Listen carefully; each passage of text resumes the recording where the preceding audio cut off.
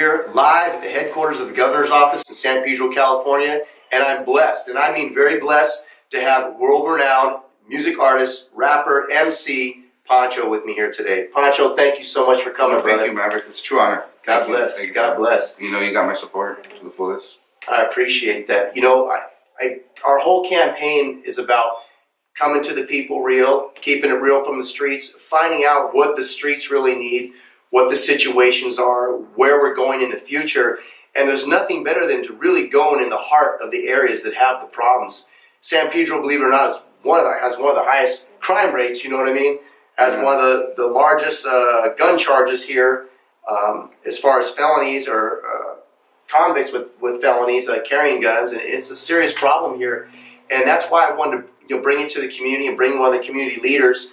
You being involved, I know you're involved in with gangs before, and it was a thing in your past, but you still have a vital, what I want to say, part of how the community runs and what goes on in the community. And that's another big reason why I brought you down here, is I want to talk a little bit about community policing and our police department down here, and some of the views that you have as far as the youngsters and how young some of these cops are. And they're so ready to pull the gun and think that they're a part of a victim of violent crime, or their life isn't threatened and stuff. And really, it's a lifestyle that they don't understand because they haven't been brought up in it. And I want you to elaborate a little bit on that, about the certain lifestyle that some people like me and you go down there, we're going to feel okay and comfortable. But some people that haven't experienced that, they're not going to feel comfortable, and they're going to feel that their life is threatened. And my big push is that those people maybe are not ready or shouldn't be policing, especially in areas like this.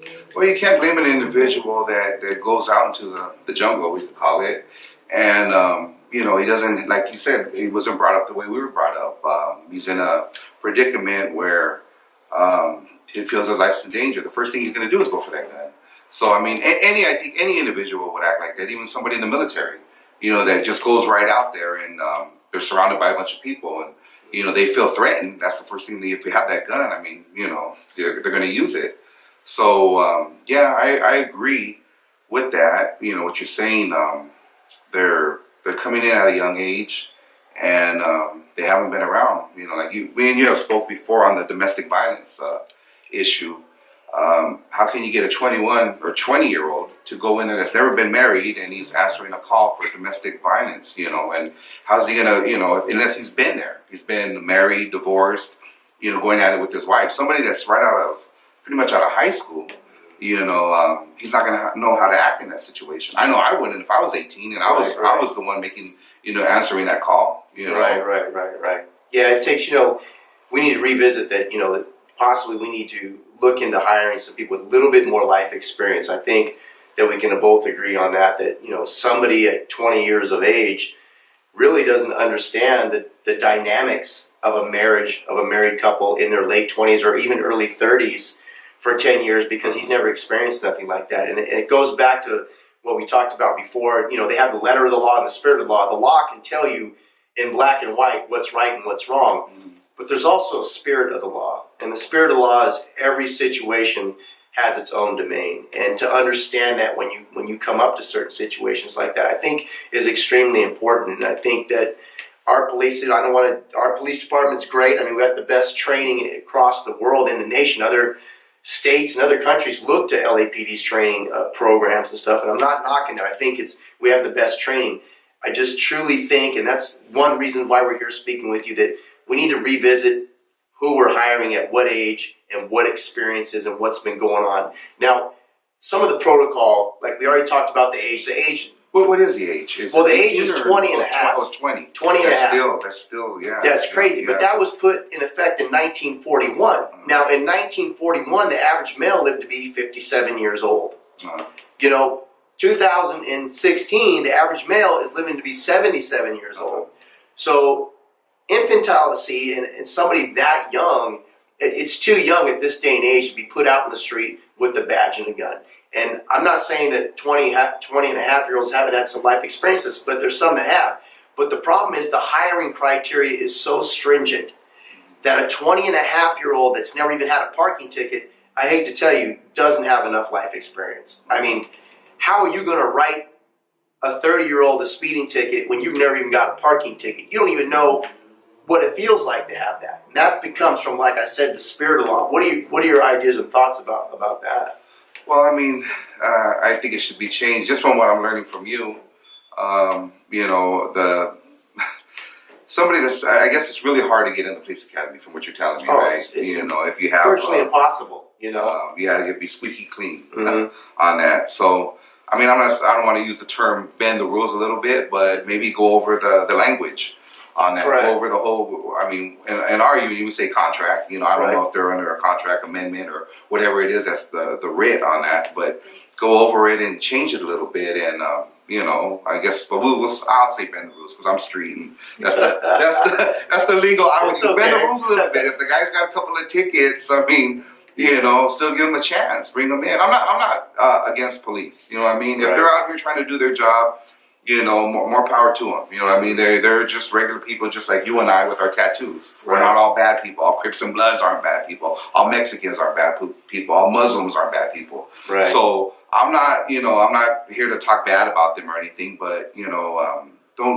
stereotype. Yeah, I've been stereotyped quite a bit. Of course. You know, and I'm a Al7. You know, I work. I'm high school graduate, music, acting, etc. But I have a look.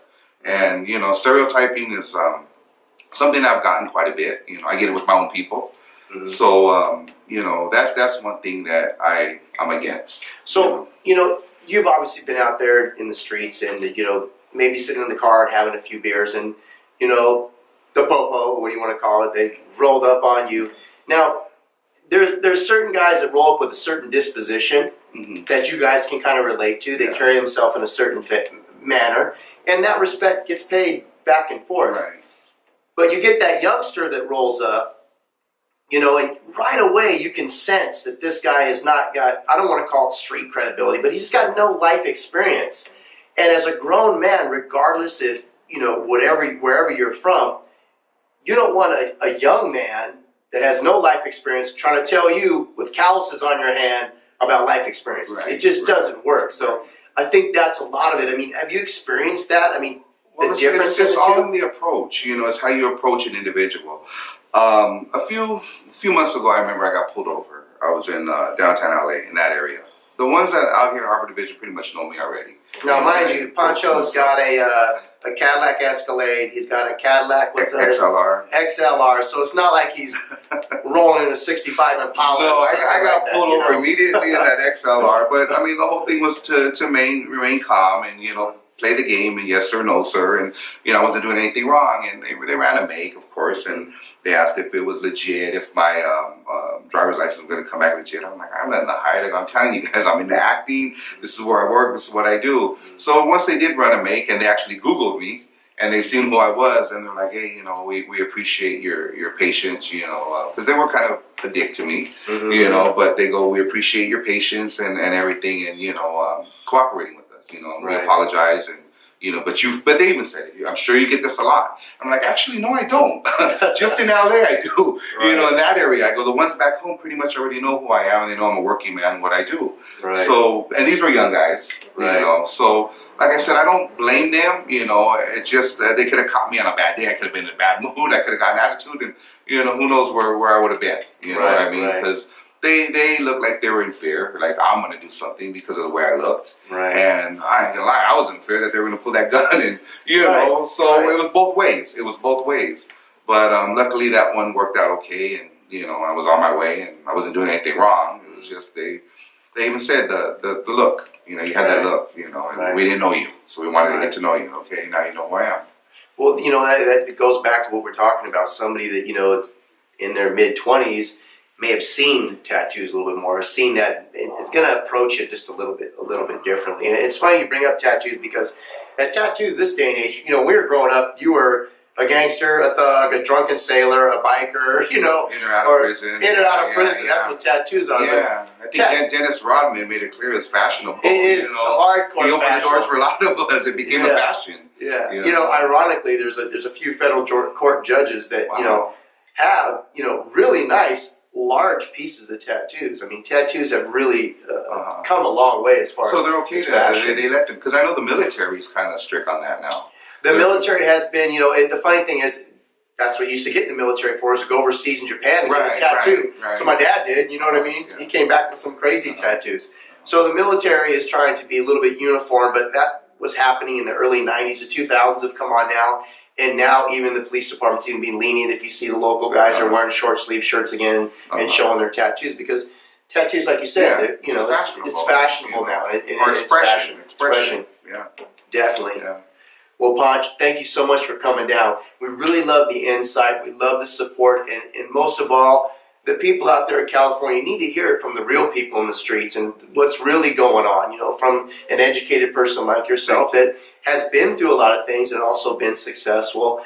I just want to thank you for coming No, down. I'm honored to be here, and I just want to say I support this man to the fullest. You know, when I heard he was running for governor, wow. You know, so I'm here, you know, Democrat, Republican, whatever you choose, your party, you got my support to the fullest. And anybody that supports me or anything, vote for this man, because I am. God bless you. God bless you. You know, and you the got my big thing support. about this campaign is, you know, like we've told the people, I am a Republican, but this campaign, unfortunately, the state that California is in right now, it's not about being a Republican, a Democratic, or a Libertarian. It's about finding a leader that truly wants to do something for California, you know, and stand up in Washington and find solutions, you know, for the problems that we have. Not drop resolutions and let things drag on and collect a paycheck. So you heard it live from San Pedro, California. To the people, with the people, for the people. You better ask somebody.